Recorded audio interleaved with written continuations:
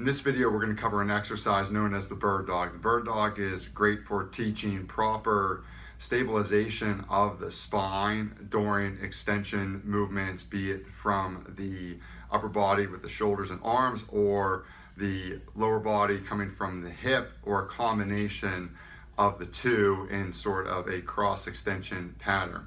So the way we'll set this up at home is you'll be on your hands and knees with the shoulders stacked over top of the hands and the hips stacked over top of the knees.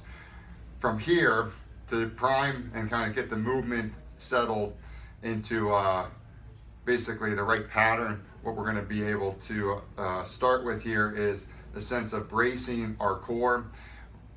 In order to do that, we need to set ourselves in a neutral spine position. So we don't want too much arching and we want to be too elevated. So you might kind of go through a little bit of what's called like a cat camel, right? Where you raise your back, sag it a little bit, and just settle into your sweet spot. Find that neutral spine position. We want to keep our chin tucked. We don't want to be looking forward. Relatively speaking, we want to be looking down with a neutral spine, chin tucked. From here, we can lock in, brace the core. So we want to maintain a braced core throughout the duration of this exercise. And we can extend one arm forward, simply allowing all the motion to occur at the shoulder. Again, we can repeat that on the opposite side.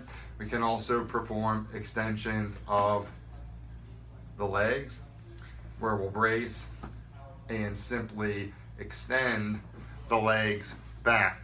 We're not kicking up, we're just kicking straight back. Find that basically in a straight line.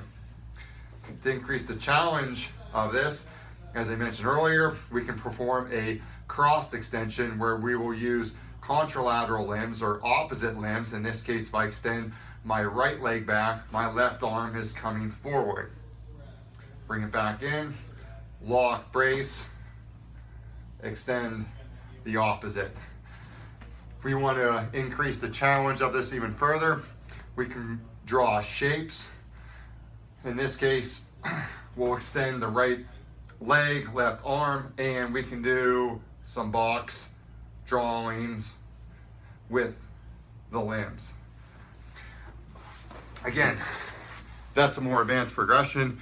If you want to get at that point, not necessary, but needless to say, great exercise for teaching proper stabilization of the low back while improving how we move distally in terms of the shoulders, the hips, improving stability, improving athleticism.